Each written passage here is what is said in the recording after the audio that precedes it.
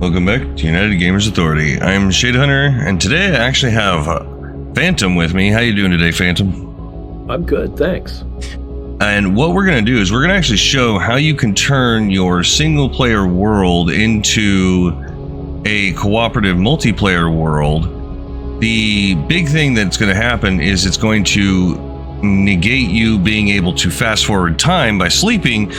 But the big bonus is you're going to have a friend in there helping. And the big thing that I want to do, and what Phantom has offered to do is help me, is we need materials. We need lots of materials so that we can dig in and start doing some of these builds that we want to do and not take forever to do them. So moving forward, we have under single player, we have our normal world here, the UGA guided RE series here, and I can just load it up as single player. But if I go back to the very beginning and click this co-op button here and click load, I can load that same one up, and it's actually going to start a server. Because I have not started it as a server, as a new game, I don't have any way of setting a password, so when it comes up to ask for a password the first time you log into it, you can just click OK with no password and it should be fine. Now we have already tested this to make sure that everything worked okay. I am in Phantom if you want to go ahead and connect in.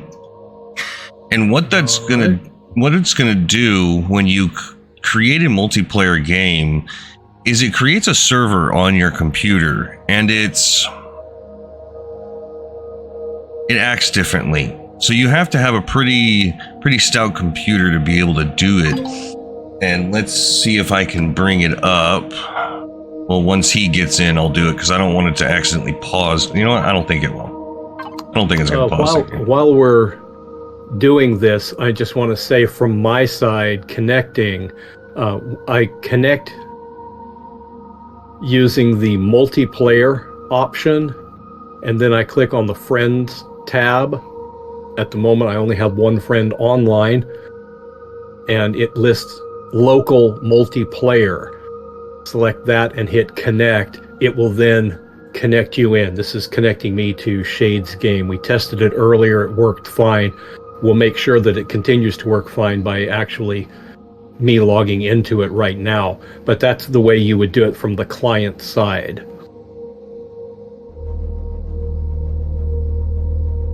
I wouldn't know any of that. That's all him because I never connected to anybody else. Which is why I thought it was worth pointing out, because normally you're only looking at it from the host side, and I know sometimes people are like, well, how do you do that? So while it's happening, I figured I may as well tell you what it is that's happening from the client side. And there I am. I am in the game right where I logged out earlier. Nice. Now I have switched the recording to record the other screen because I can't get it to move. But what it does this. I'm hoping that it will actually show that. So I've got to move some things around. But in a sense, it gives you this window that it shows who's connected, and it's essentially a server window. And we even tested it. I can exit the game and leave this running, and he can continue doing things while in the game, and I don't even have to have the game running. Now, sometimes that doesn't work. I already know a couple of people that have tried this, and every time the host left, it completely kicked everybody out. Let's go ahead and shift everything back to the game because I want to give it some pointers when you back in. Let me make sure that my play is on the right. All right, so when you have somebody join in, they're going to be a little bit further back. Like right now, he's out gathering stuff to get some levels because I've already got, where am I? I'm already level 8 at the moment, so he's got to catch up. And I've already queued up some things for him: a drill, chainsaw, a set of light armor, and all this stuff. And after our last episode, I went out and gathered a little bit of resources. This should be enough to be able to get all of his stuff made, and then he and I are going to have to go out on the hover bikes and go mine up even more resources. The numbers I'm aiming for is to try to get 1,000 of each one of these ores, because if you look at what it costs, if you take 5 ore, iron ore or copper ore, whatever, 5 ore equals 10 ingots. So you can effectively think if you have 1,000 ore, you should end up with 2,000 ingots, right? That's what the math says. So that's kind of what I'm looking at, because the first vehicle I build on here, I do want us to work together and build a hover miner that'll work for a while, that will really get us going on resources. And the whole reason for that is so that we can get in and build this other base up that I was showing you guys last time, because I really like it. It's expandable, it's really easy to use, and it's got everything that we need. And this will last us into what I consider mid-game, and that would be a mobile base or a CV.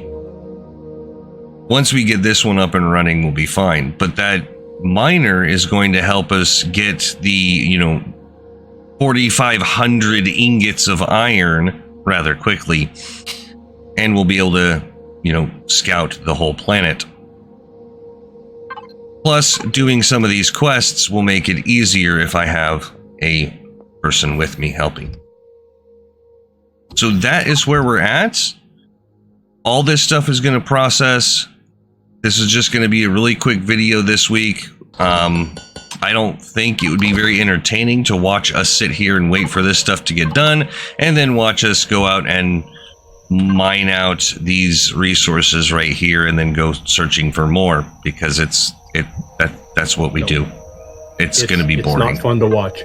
The early game it's interesting to play because you're the one involved doing it, but it is not interesting to watch. It's very grindy, so we'll spare you that. But thank you all for watching. I really do appreciate it. If any of this was remotely helpful, please hit the like button. If you want to see more, hit the subscribe button. And next time, we will start building.